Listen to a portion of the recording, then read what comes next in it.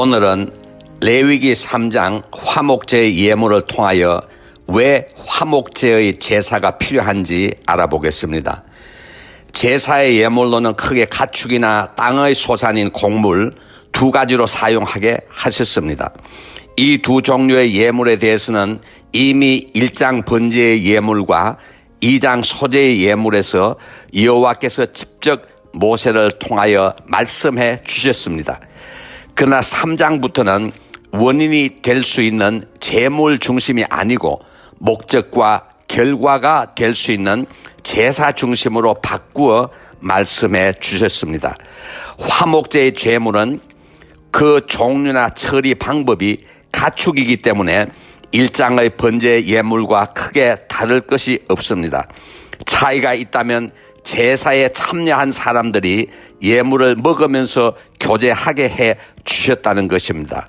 왜냐하면 화목제는 죄의 문제를 해결해야 하는 심각한 제사가 아니고 자유의지에 따라 하나님과 더 가까워지기 위해 드리는 낙헌 제이기 때문입니다.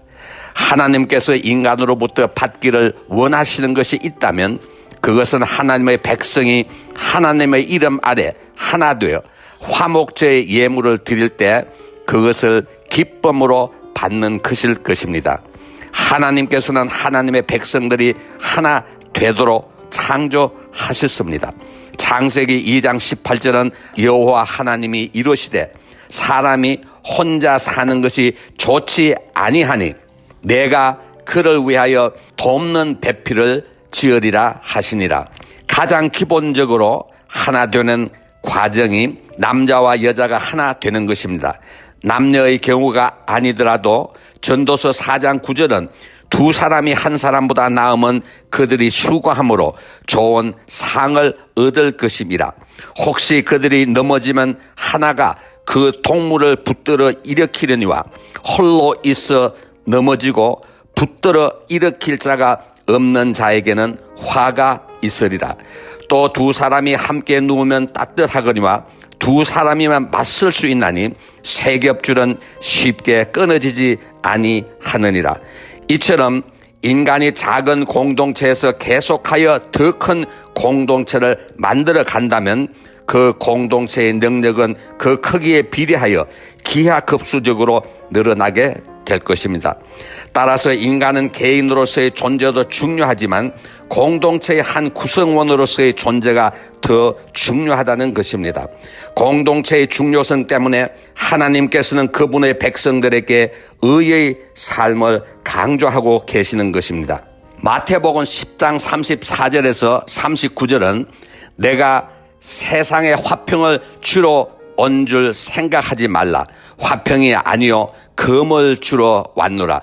내가 온 것은 사람이 그 아버지와 딸이 어머니와 며느리가 시어머니와 불화하게 하려 함이니 사람은 원수가 자기 집안 식구라. 아버지와 어머니를 나보다 더 사랑하는 자는 내게 합당하지 아니하고 아들이나 딸을 나보다 더 사랑하는 자도 내게 합당하지 아니하며 또 자기 십자가를 지고 나를 따르지 않는 자도 내게 합당하지 아니하니라. 자기 목숨을 얻는 자는 잃을 것이요 나를 위하여 자기 목숨을 잃는 자는 얻으리라. 나 오직 나뿐이라는 이 이고 그리고 피로 뭉쳐진 우리라는 이 공동체가 하나님께서 원하시는 더 큰 공동체의 가장 큰 암적 존재가 될 수도 있습니다. 하나님께서 가장 싫어하시는 단어가 있다면 그것은 나 그리고 주님과 함께 하지 않는 우리라는 단어일 것입니다. 가족들끼리 원수가 되라는 것은 아닙니다. 밸런스의 문제이기 때문입니다. 이스라엘 민족이 애굽에서 탈출하여 광야 생활을 하는 동안 그들에게 주어진 가장 큰 형벌은 혼자 떨어져 남게 하는 것이었습니다. 레위기 18장 29절은 이 가정한 모든 일을 행하는 자는 그 백성으로부터 cut-off, 즉 끊어지리라 하였습니다. 사막에 혼자 남겨져 이 세상의 모든 것을 다 소유한다고 한들 함께할 이웃이 없다면 그 소유한 모든 것들이 무슨 의미가 있겠습니까? 선한 사람이건 악한 사람이건 우리는 이웃이 있어야 살아갈 수 있는 존재입니다. 그렇다면 우리는 내가 좋아하지 않는 사람을 미워하고 멀리하는 것이 아니라 나를 좋아하게 만들어 함께 살아가야 한다는 것입니다. 마태복음 5장 46절은 너희가 너희를 사랑하는 자를 사랑하면 무슨 상이 있으리요? 세리도 이와 같이 하느니라. 하나 되는 데 있어서 가장 중요한 것은 용서와 사랑을 쌍방이 서로 주고받으면서 two-way, 즉 both way로 해야 한다는 것입니다. 레위기 3장 17절은 너희는 기름과 피를 먹지 말라. 이는 너희의 모든 처소에서 너희 대대로 지킬 영원한 규례니라. 성경이 모두 비유의 말씀으로 쓰여졌다면 이 말씀은 다른 사람의 생명을 죽이고 해하는 일을 절대로 해서는 안 된다는 것입니다.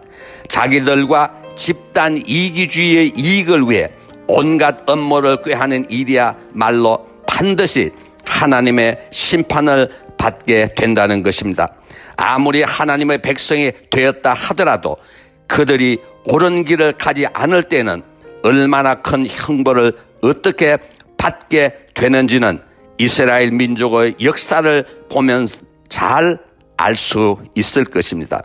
이단의 경우도 마찬가지입니다.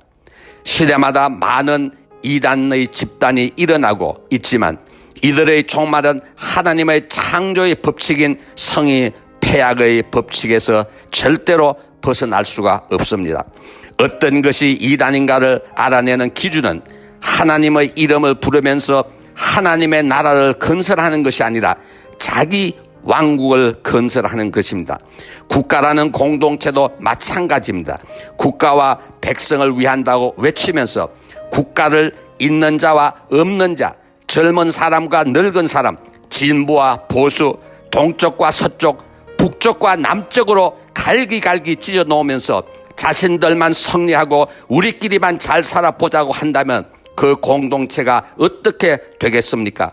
시편 33편 12절은 여호와를 자기 하나님으로 삼은 나라 곧 하나님의 기업으로 선택된 백성들은 복이 있도다 하셨습니다. 우리가 진정한 하나님의 백성들이라면 1장 번제에서처럼 우리 자신들을 온전히 내려놓고 2장 소재의 예물에서처럼 수고와 헌신을 통하여 오로지 국가와 하나님을 위해 우리 자신들의 삶을 산 제물로 바쳐야 할 것입니다.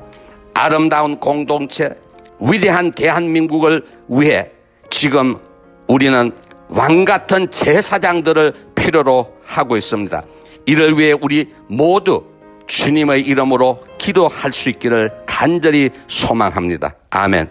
오늘 칼럼에서 인용된 성경 구절은 창세기 2장 18절, 전도서 4장 9절, 마태복음 10장 34절에서 39절, 레위기 3장 17절, 레위기 18장 29절, 시편 33편 12절 말씀입니다.